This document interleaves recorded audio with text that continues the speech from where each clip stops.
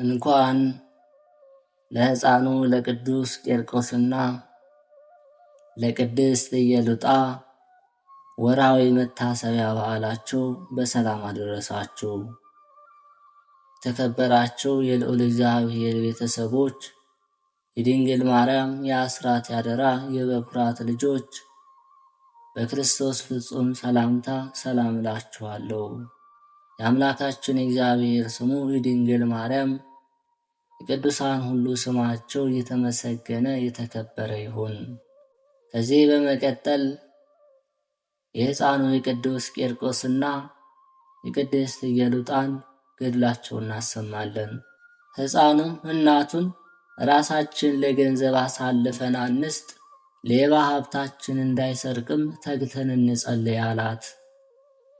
በእስር ቤት የነበሩትን ምክሩን በሰሙ ጊዜም ለሕፃኑ እንደዚህ ያለ ጥበብን የሰጠ እግዚአብሔርን አመሰገኑት።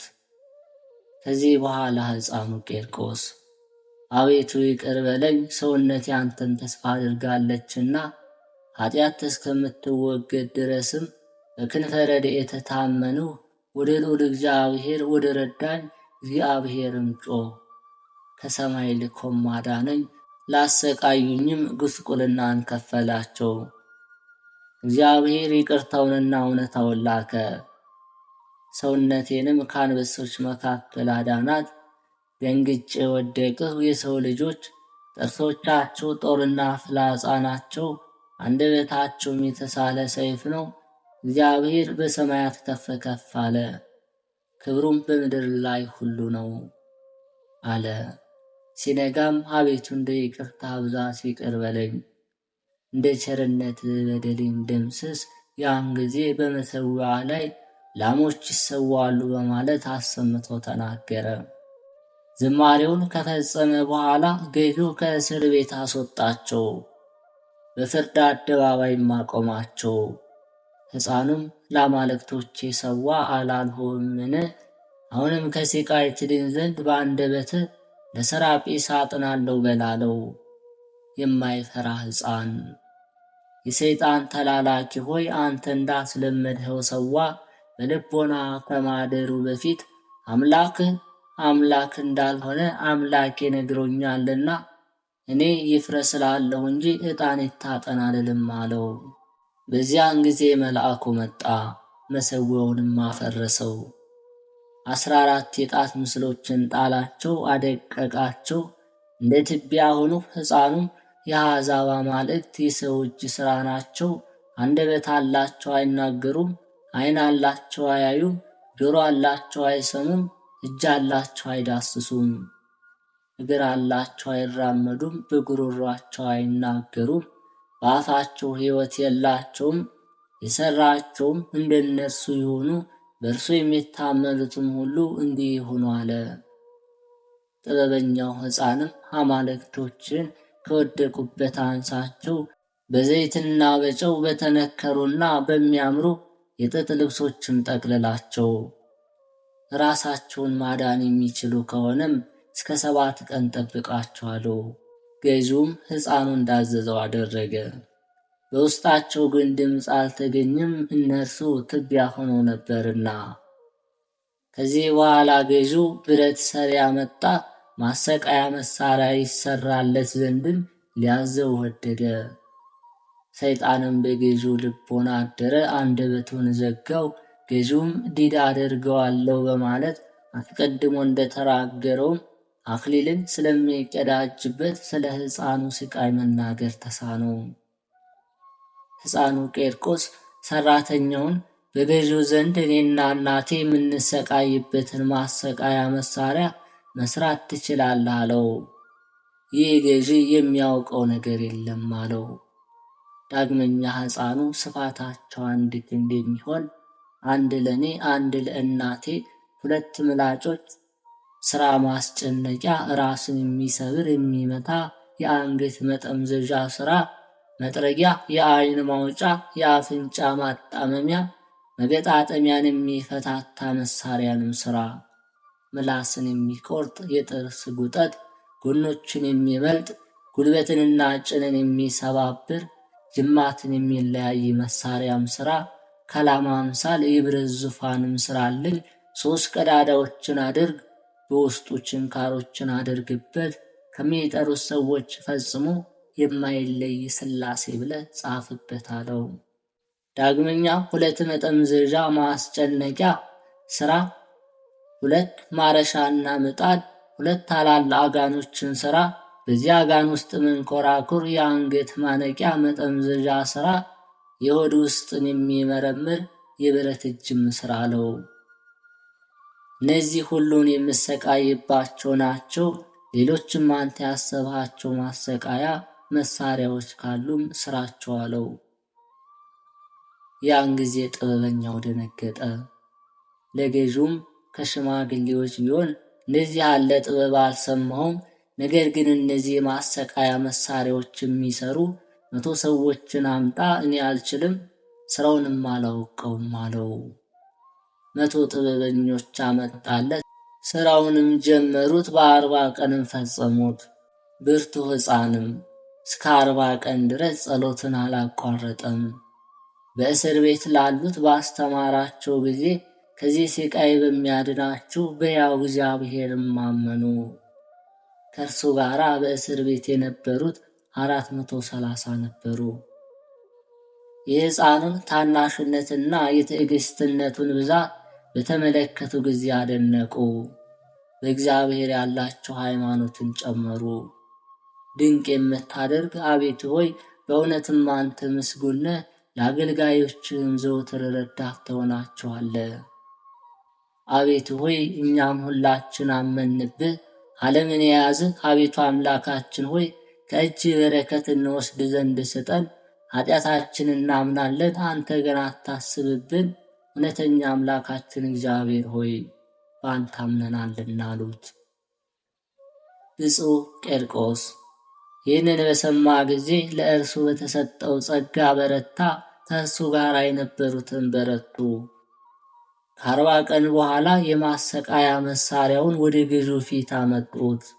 ገዢውም ሕፃኑን በእኔ ዘንድ የምታደርገው ይህ ነገር ጨዋታ አይምሰልህ፣ እነሆ ሁሉም የማሰቃያ መሳሪያ ፍጹም ነው፣ እነሆ በፊት ተዘጋጅቷል አለው። የተቀደሰው ሕፃንም መለሰ፣ የማታፈር ኃጢአተኛ በደለኛ ሰው ሆይ እኔ ባዘዝኩት ማሰቃያ መሳሪያ ታስፈራራኛለህን? አለው። ገዢውም እየተዘባበተ ይህንን ይሰሩ ዘንድ የጥበብ ሰዎችን ያዘዝሃቸው በጥንቁልና ነው ወይስ በኢየሱስ ክርስቶስ የምታሸንፈኝ ይመስልሃል? አለው። የተቀደሰው ሕፃንም እውነትህን ነው፣ ይህ ማሰቃያ መሳሪያ ምንድን ነው? አንተ ጎስቋላ ሰይጣን አይደለህምን? ማስፈራራትህ እንኳ አላስደነገጠኝም፣ ዘወትር የሚረዳኝ ኢየሱስ ክርስቶስ አለልኝ አለው። ገዢውም ውሰዷቸውና የእሳት ፍም ከራሳቸው ጨምሩ ብሎ አዘዘ። ይህንን ባደረጉ ጊዜ የእሳቱ ፍም ጠፋ፣ እንደሚያንጸባርቅ አክሊል ሆነላቸው። ያን ጊዜ የእስር ቤቱንም እንዲከፍቱ ታዘዘ። እነዚህ 430 ሰዎች መጡ። ወደ ስቃይ ቦታ በአንድነት ሮጡ። ሁሉም ገዢውን በአንድ ድምፅ እኛ የክርስቶስ አገልጋዮች ነን አሉት። ገዢውም የምታምኑት ምን አይታችሁ ነው አላቸው። እነርሱም የማታስታውስ ሰነፍ ሰው ሆይ ስሙ ይመስገንና ክርስቶስ ለእኛ ያዘጋጀልን አክሊል አትመለከትምን? ስለ እነዚህ አክሊሎች እኛ 25 ዓመት ጸሎቶችን እንጸለያለን አሉት። ከዚህ በኋላ ገዢው ከከተማው ውጭ እንዲያወጧቸው አንገታቸውን እንዲቆርጧቸው አዘዘ። በሚቆርጧቸው ጊዜ ፊታቸውን በመስቀል ምልክት አማተቡ። ጥር 14 ቀን በሰይፍ ሰማዕትነት ተቀበሉ። ገዢው ሕፃኑን ተቆጣ። ወንበር እንዲያመጡ መወጠሪያ እንዲወጥሩ ከትከሻው እስከ ተረከዙ ድረስ እንዲተክሉ ታዘዘ። እነርሱም ወጠሩት። ዳግመኛ በግራ ትከሻው ሌላ መወጠሪያ እንዲወጥሩ አዘዘ። ከራስ እስከ እጆቹም 3 መወጠሪያዎችን እንዲሰሩ በወንበሩ ስር አድርገው እንዲገርፉ ታዘዘ።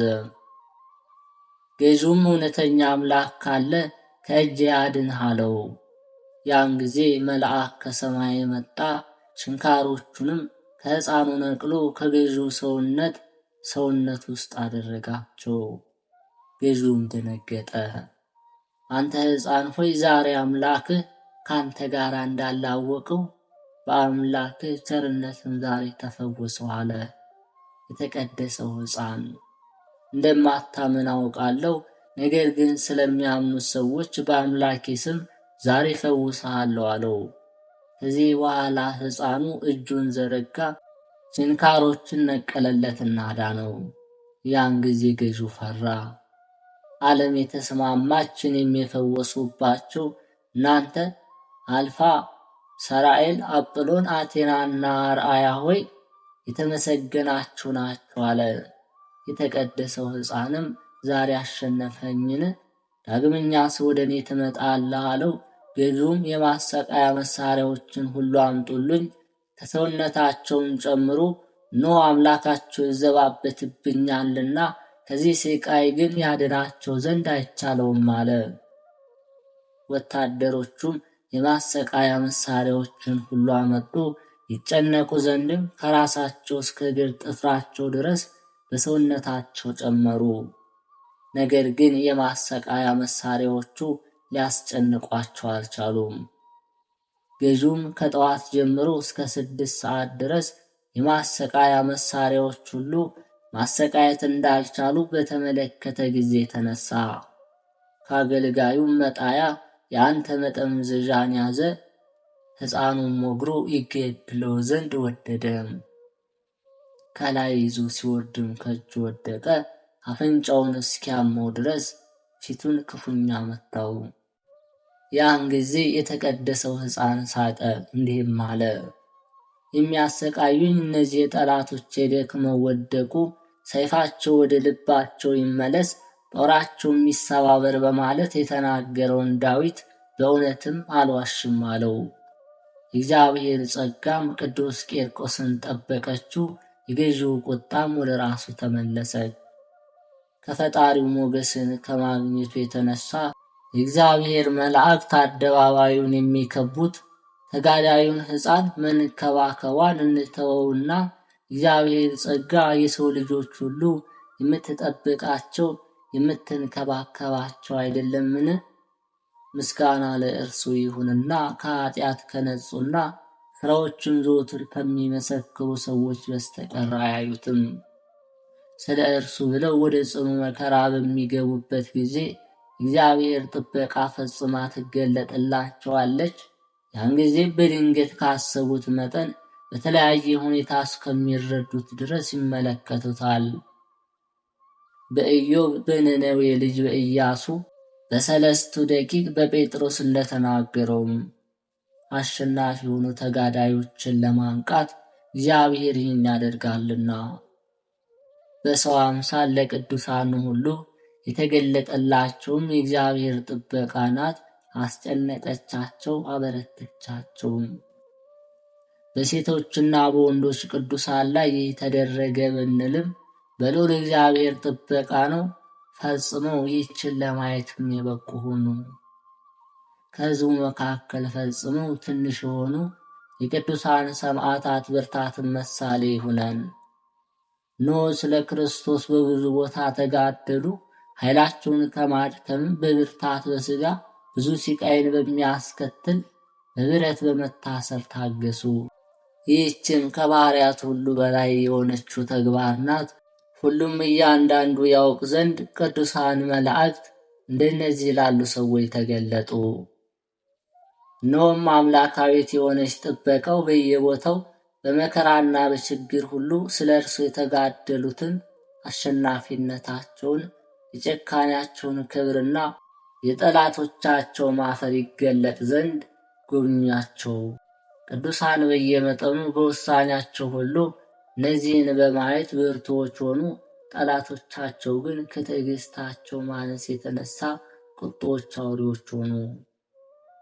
ስለ መናንያን፣ ስለ ስደተኞች፣ ስለ ተራቆቱት፣ በየገዳማት ስለ ተንከራተቱት ምን እንላለን?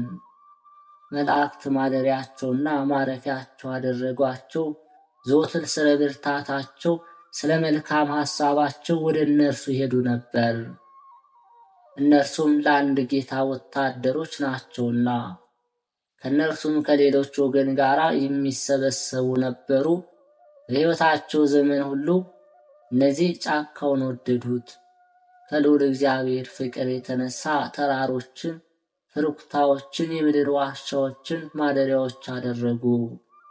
ሰማያውያን መንግሥትንም ወደዱ።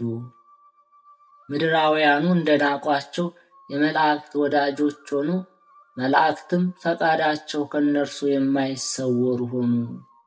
በቀናት መንገድ ብቻ አይደለም፣ በየጊዜያቱ ሁሉ በመቀበል ይገለጡላቸው ነበር እንጂ። ሊያደርጉት የሚገባቸውንም ያስተምራቸው ነበር እንጂ።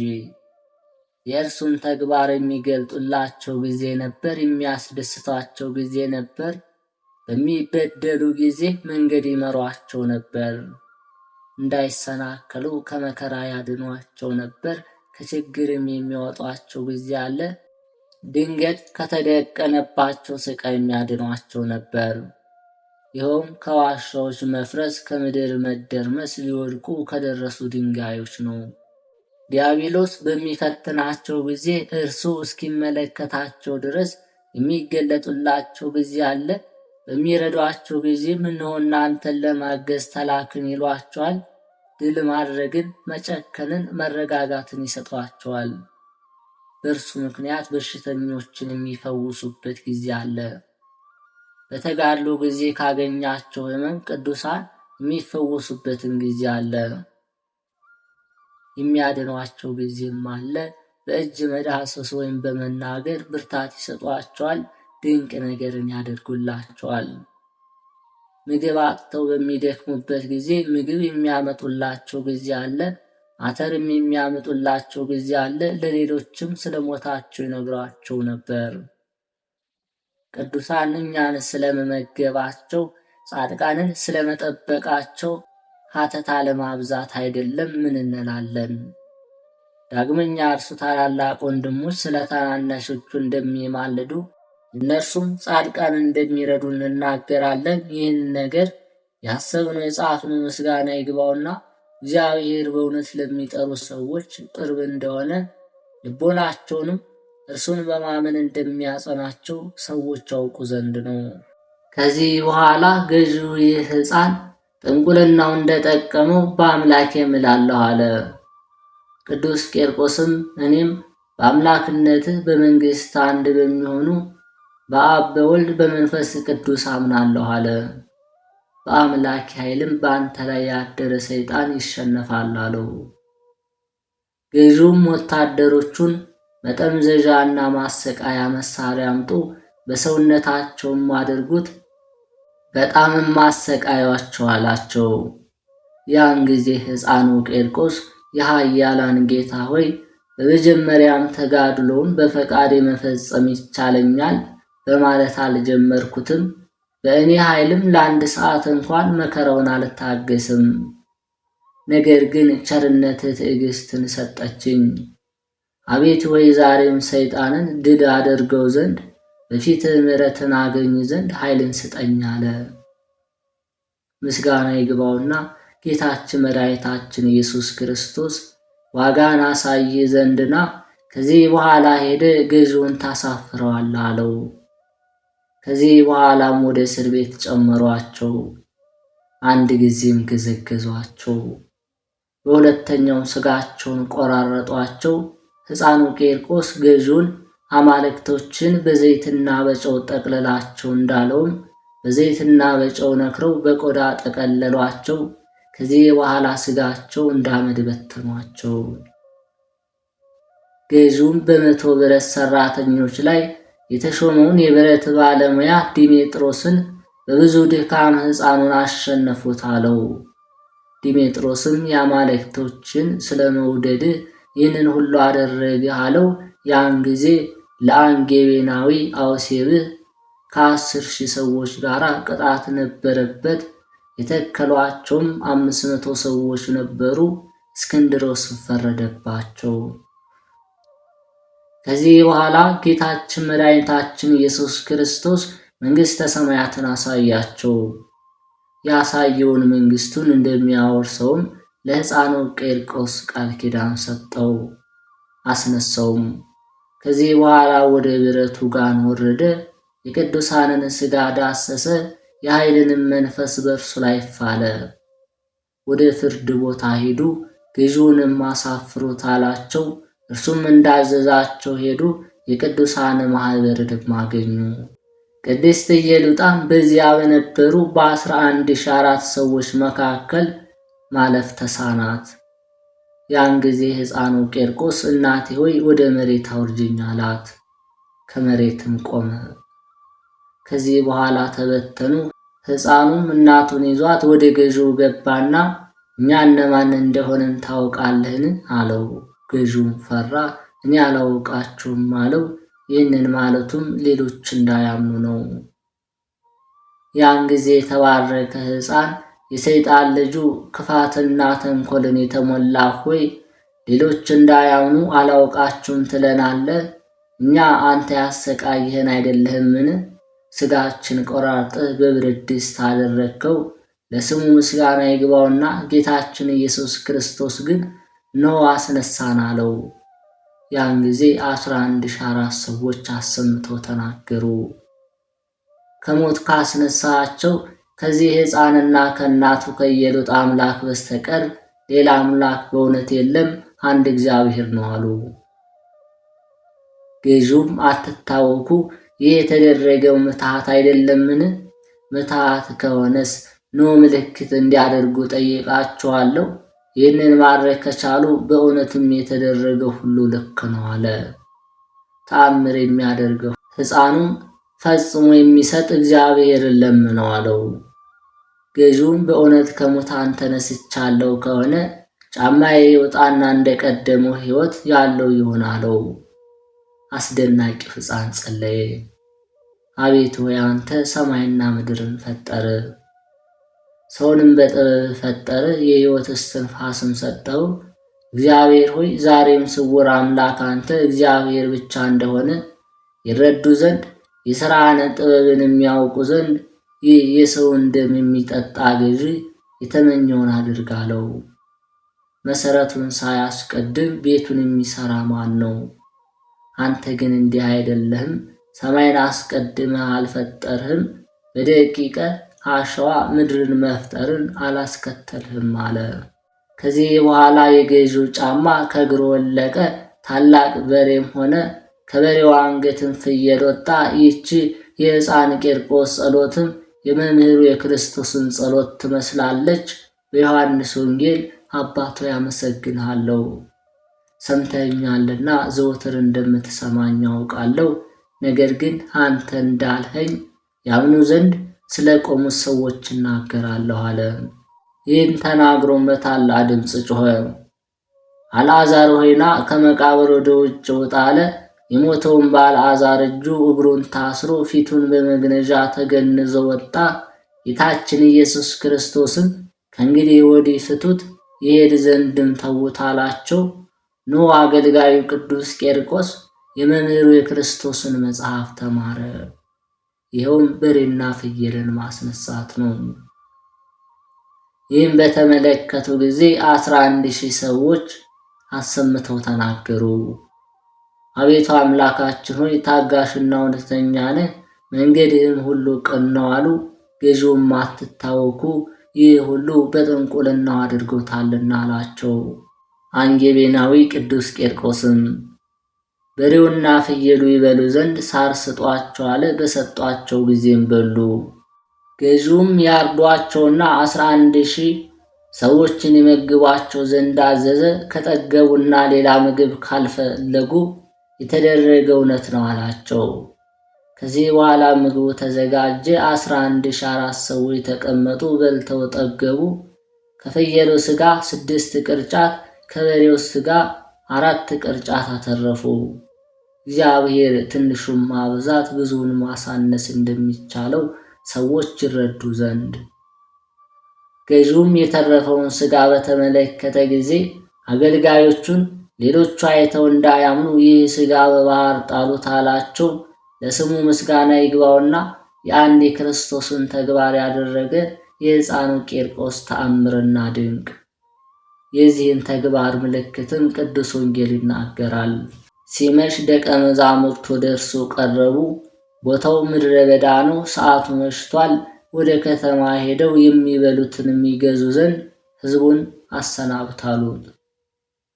ጌታችን ኢየሱስ ክርስቶስም እንደ ተራቡ ሄዱ ዘንድ አይገባህም፣ እናንተ የሚበሉትን ስጧቸው አላቸው። ከእነዚህም 5 እንጀራና 2 ዓሣ በስተቀር የለንም አሉት።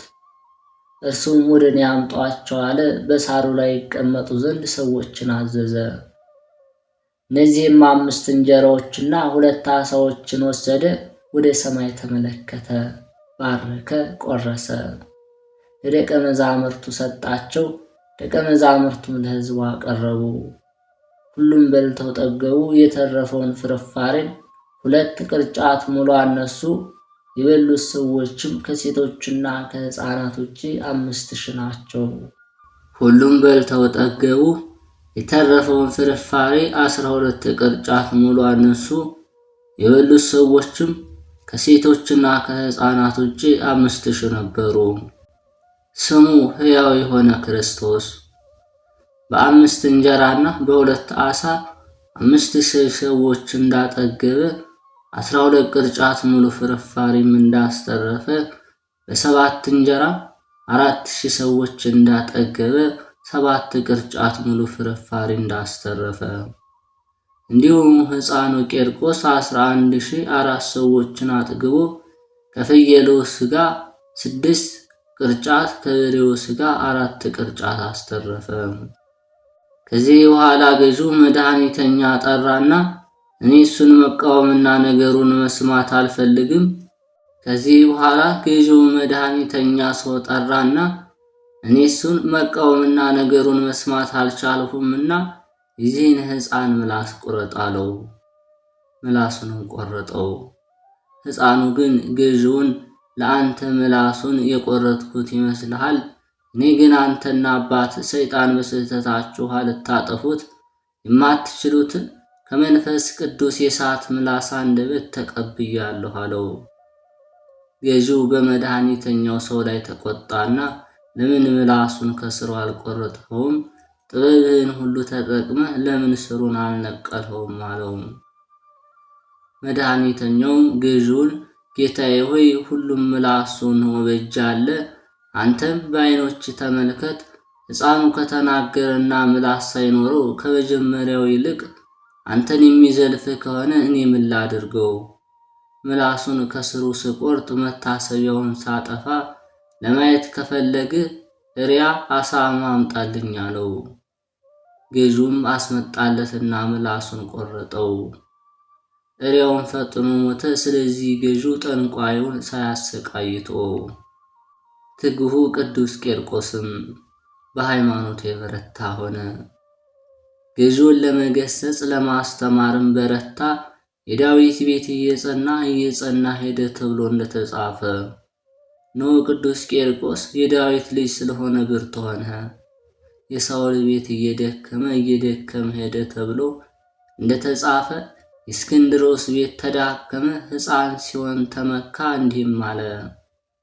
በየጊዜው ለጦርነት ለስጋዊ ተጋድሎ ከሆነ አዋጅ ነጋሪ ለጦርነት ደፋር ያልሆነ ሰው ሁሉ ክፉ እንዳደረጉ አገልጋዮች የተዋረደ ይሁን በማለት አሰምቶ ተናገረ።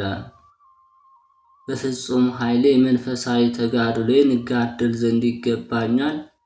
እነሆ አዋጅ ነጋሪ የሃይማኖቴ በመንፈሳዊ ጆሮዬ አደባባይ ቆሟልና ለጦርነትም ጨክን ይለኛልና። ስለዚህም ሕፃኑ ተጋደለ። በገዢው ፊትም የማድረግን ምርኮ ተቀዳጀ።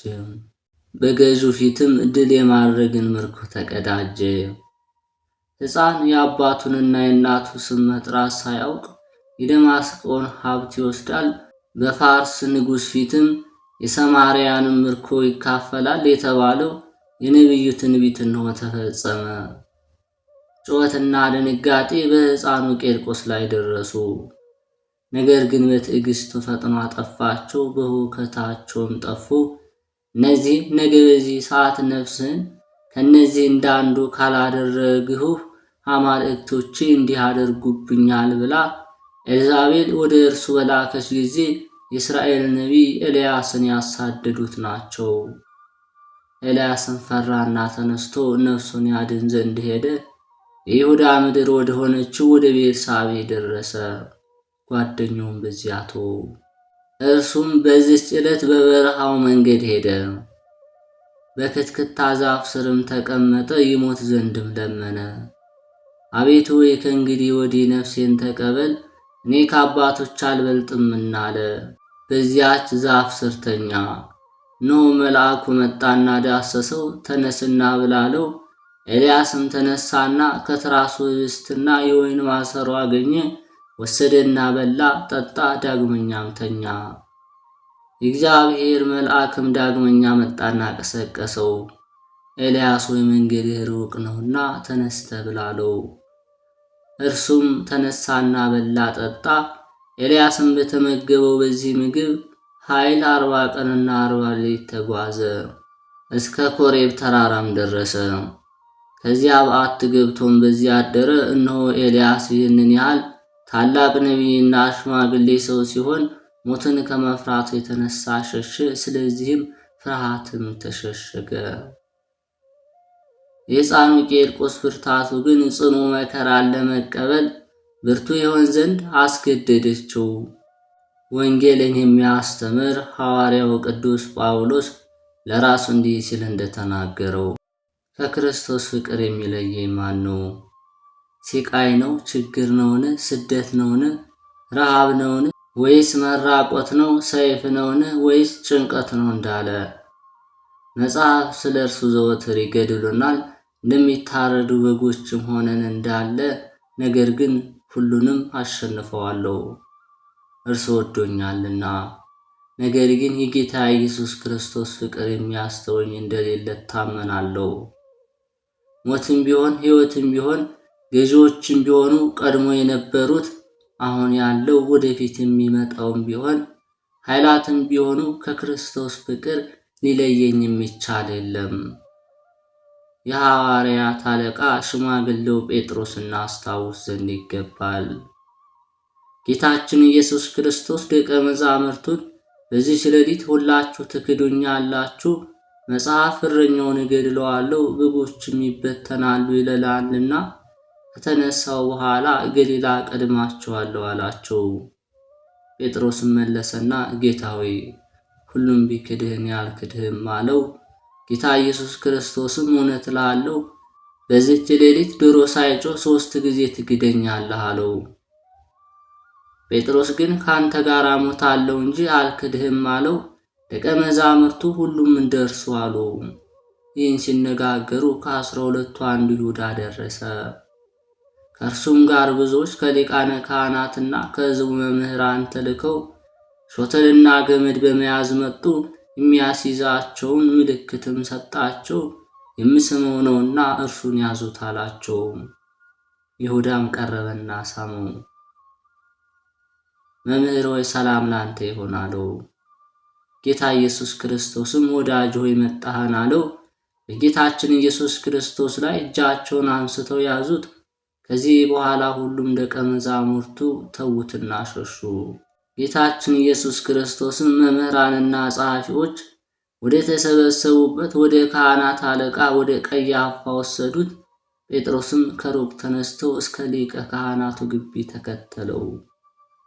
ወደ ውስጡም ገባ። የነገሩን ፍጻሜ ይመለከት ዘንድ ከአገልጋዮቻቸው ጋር ተቀመጠ። ከዚህ በኋላ በፊቱ ተፉበት። ክርስቶስ ሆይ የመታህ ማን ነው? ንገረን እያሉ ፈጽሞ መቱት። ጴጥሮስም ከግቢው ውስጥ ነበር። አንዲት አገልጋይ መጣችና አንተ ከገሊላው ከኢየሱስ ጋር ነበርህን? አለችው። እርሱም የምትሆን አላውቀውም አላት። ወደ በሩ በመጣ ጊዜም ሌላኛው አገልጋይ ተመለከተችው። በዚያ ለቆሙት ሰዎች ይህ ሰው ከናዝሬቱ ኢየሱስ ጋር ነበር አለቻቸው። ዳግመኛም ካደው። እርሱም ይህን ሰው አላውቀውም በማለት ማለ። ከጥቂት ቆይታ በኋላ ከቆሙት ሰዎች ወገን መጡ። ጴጥሮስም በእውነት ከእርሱ ወገን ነህ? አንተ የገሊላ ሰው ነህ፣ አነጋገርህም ያስታውቃል አሉት። ይህ ሰው እንደማያውቀውም አለ። ያን ጊዜ ዶሮ ጮኸ። ጴጥሮስም ዶሮ ሳይጮህ 3 ጊዜ ትክደኛለህ ያለውን ኢየሱስ ክርስቶስን ቃል አሰበ። ወጥቶም ጽኑ ለቅሶን አለቀሰ። ሞት ወይ ድል መንሳት የት አለ? ስቃይ ሆይ ሞጊያስ የት አለ? በማለት በስጋዊ ሞት የተዘባበተ በጊዜው ተዘቅዝቆ እንደሚሰቀል ድረስ ሞትን በመፍራቱ የተነሳ የሐዋርያት አለቃ ጴጥሮስ እነሆ ካደ። ቅዱስ ቂርቆስ ግን ስጋዊ ሞትን አልፈራም።